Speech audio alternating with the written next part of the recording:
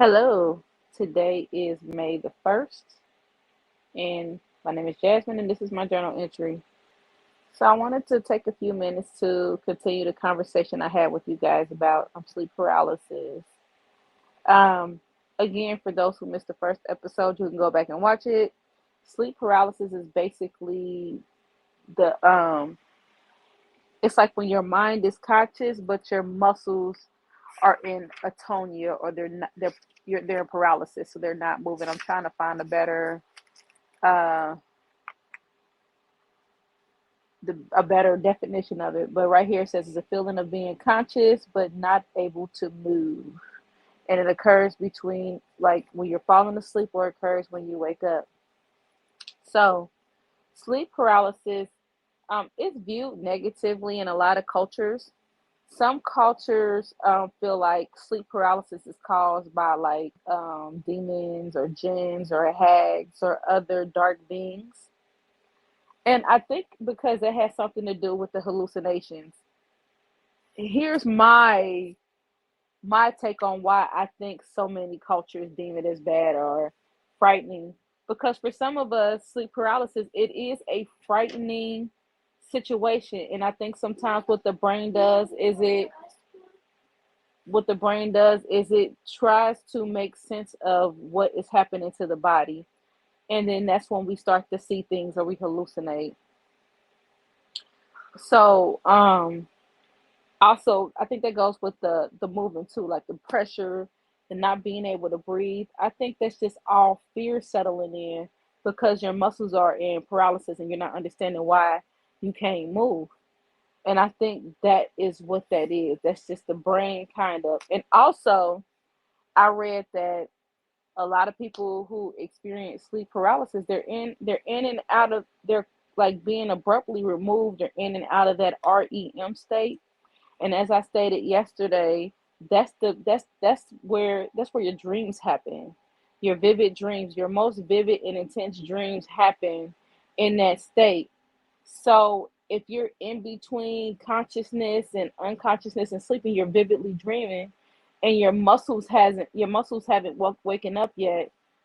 Sometimes you're gonna see things that you really aren't, that can be unpleasant, that can be fearful.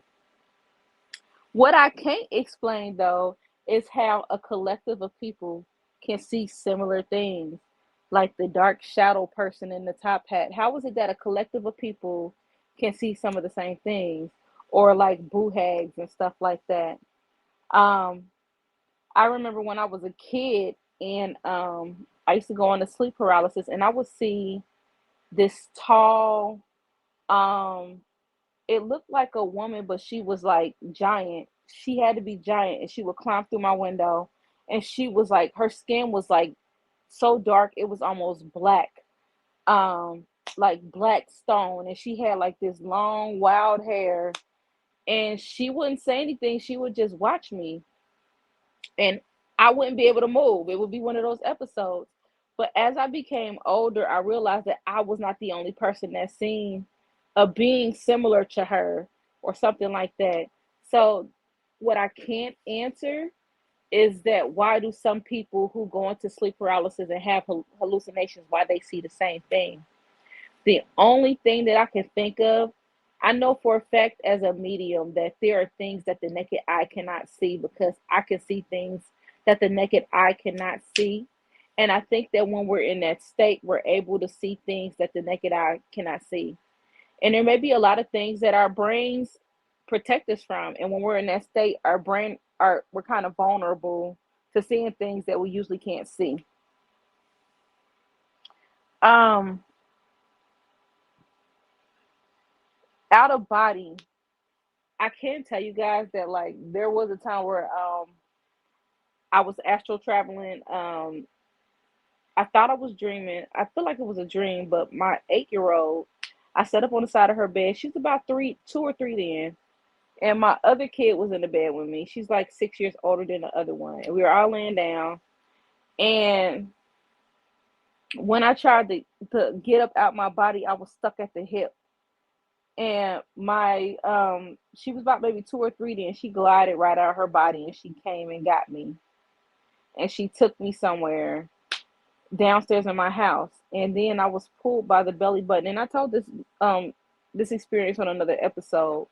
I was pulled by the belly button back up through the window, and when I went back up through the window, right when I was trying to land in my body, I woke up and I realized that I couldn't move. And then when I just kind of, some in my mind told me like to relax, and when I relaxed, then I was able to move. So I do wonder sometimes, like, when we astro, we can't really utilize our muscles or our bodies until we land back into our bodies. Just looking at it from like more of a spiritual standpoint, or like what our soul does when it leaves our body. Because some do believe that every time we go to sleep, we leave our body. Another thing that I was thinking about or looking into, um, for sleep paralysis is that I noticed that there is and I mentioned it last time, but I really want to look into why there's a link between like people with PTSD who have traumatic experience such as like physical abuse, extreme neglect, sexual abuse, emotional abuse, or have been a part of really stressful events, why they suffer from sleep paralysis more. I do know, as a person who is a survivor of traumatic experiences, I tend to dissociate more, especially if I'm emotionally overwhelmed or my brain feels overloaded. I tend to kind of like take off. So I'm wondering if that is something that occurs more rapidly when we're asleep too, and that causes us to have sleep paralysis. I found this other article that kind of said that people with spiritual gifts, such as psychics, mediums, and people like that, they tend to have sleep paralysis more often as well. But I've also read in books that people who have went through traumatic events have also, that's how their spiritual gifts surfaced, is that they went through these traumatic events, and it kind of brought their spiritual gifts through the surface. Unfortunately, I went through a lot of trauma and traumatic events as a young child, and but I've always been gifted. So sometimes I wonder, like, were my gifts inherited, or were they like because of the traumatic events that I went through in my life, or are they a combination of both?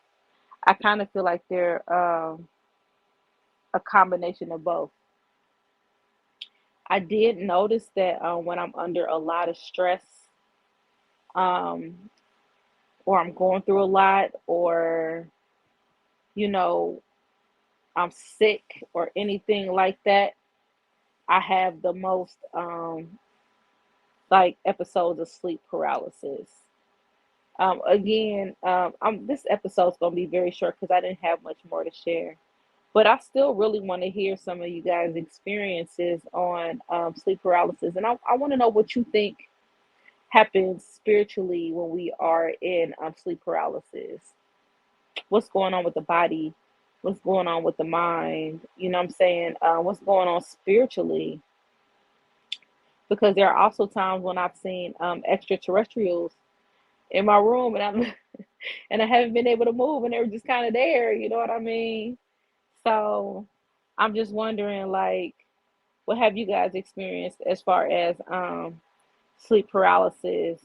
Please share your information. You can either email me at jazzthemedium@gmail.com, or you can hit me up. I'm Jazz the Medium on Facebook, TikTok, Instagram, all platforms, except for I don't really get on Snap much, but I'm on all the other platforms. I really want to hear, some of your experiences.